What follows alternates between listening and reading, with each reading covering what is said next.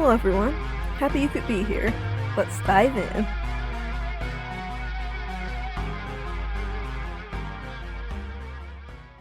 Sit at My Grave, Season 3, Ego's Death, Chapter 8. Arden sat on the bed alone. It felt like he was at a stranger's house. What he just witnessed was jarring. In Renly's stories, she never mentioned him being physically violent with her. The rough grabs and pulls never seemed to amount to anything crucial. But now he wasn't sure. The emotions since getting there were weighing on him. Absolutely nothing he knew of his life had been true. Nothing that brought him comfort before was there to help him now, and it was his fault. He was either pushing it away or being naive. Arden laid on his side, the moisture of letdown glistening on his face. He wished he could just go back home now. Regardless of his family drama, he had other things to deal with.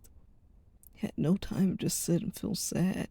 Even while he lay there, his mind was working. There were too many dots that connected.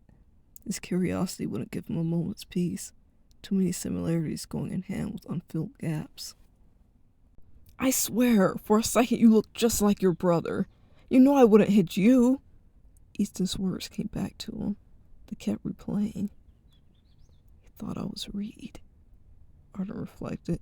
The way he said it, he didn't want to believe this to be true, but he had to be sure. Hurting himself with diving into his family's history wasn't necessary. He had bigger things to deal with. His journey was about bringing his brother home. But along the way, learning more for himself could, in some ways, be good for him. He'll be further teaching himself a lesson about his dad, among other things. Depending on what he found out, he would know if he should bother with his and his father's relationship any further. If Renly knew of Easton doing anything violent towards Reed, she would have left sooner, right? The only people who would have known if something happened would be Easton and Reed himself.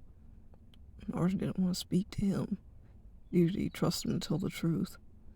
After thinking for a moment, he figured, if something awful happened like he was thinking, who would Reed tell? Someone close to him, right? In the past, Arden would have figured they were the closest to each other. But obviously, Reed had other friends and people they trusted more. Arden's forehead creased while he thought. Who else would have been close enough for him to talk about something like that? He was sure Reed must have talked about his past to Emery at least, so he decided to call her. It couldn't hurt, right? As Arden sat watching his phone while it contacted her, he swiped his fingers through his hair, swallowing stiffly. He just hoped this wasn't a story Reed took with him to his grave. The call was awkward. Arden couldn't think of exactly how to go about asking anything. Sure, they'd made up in a way, and Emery had vowed to try and put her anger aside for Reed, and for the sake of healing in general, but that had stopped their conversation from being stilted. Surely Emery wouldn't withhold this information if she knew it.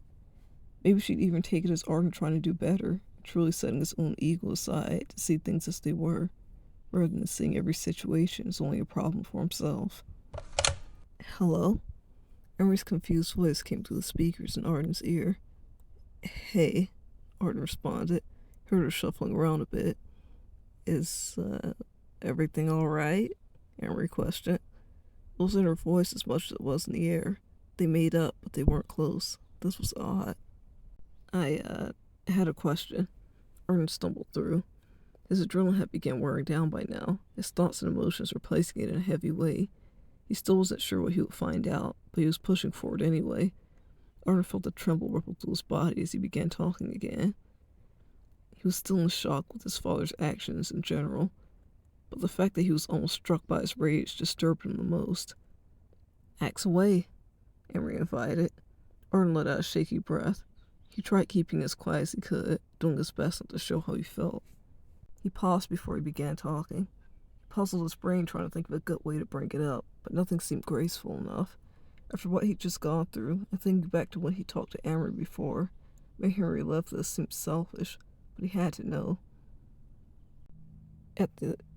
Back before, you said my dad belonged in jail, Arden started. Another moment his mind regurgitated, while connecting those perturbing dots. Arden could almost feel the air shift. Emery cleared her throat after silence. It really isn't my business, I guess, Emery muttered. Arden heard the repressed aggression from her voice. This was something that clearly still bothered her, maybe even more so now. But it is mine, Arden answered. I'm guessing this has something to do with looking for more things about your brother, huh? Emery stated with bitter sweetness. She'd never personally thought Reed's family were any good.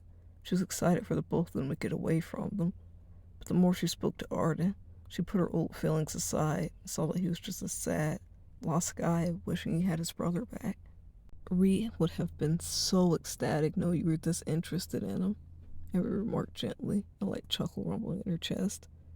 We don't talk much, but your mom mentioned she even caught you listening to his music. He would have loved knowing you liked it, she continued, the pain evident in her voice. Arden kept his head down, showing on the inside of his cheek. He wasn't sure what to say. He knew he needed to know more, but didn't make these moments hurt any less. There was a lot he wanted to talk to you about once you were older and moved out. I'm not sure if he would have told you this, though. At least not the whole story. He always had a habit of keeping serious things to himself. I hope he doesn't feel betrayed with me telling you, but I think he would have liked it better with you knowing the whole truth, if that meant you could really forgive him and be close again, Emery said. Arden swallowed with difficulty. I'm ready to hear it, Arden told her. In his mind, he already decided he wasn't even angry with his brother anymore. He didn't feel he could be, because besides that original fight, every time he thought of him, his brain seemed to dwell on the good memories and guilt now. How do you stay angry with someone over arguments after they've done so much for you?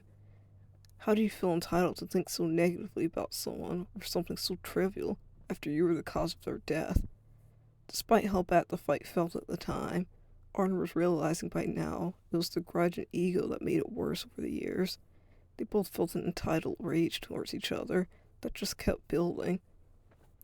They'd once been each other's outlet as friends, but degraded into each other's punching bags. As Arden lay covered in the blankets in his hotel room, he felt his face mess up at these thoughts. He was in a mix of sleep and consciousness. The memories he was trying to forget came back blaring at him, even as he desperately tried to shake them away. Fighting with his mother, being at his dad's place, his talk with Emery that helped put the last bits of his and his brother's past together, it all clicked into place. After hearing his brother's side, the reason for his attitude, his mannerisms, he was sure there was more leading up to it, and even more stuff he wasn't sure of that happened after. But knowing that part was enough for him to understand better, especially after the way Arden himself felt, after just experiencing a little. Arden shut his eyes tightly, his mind taking him back to that moment all those years ago, even against his will.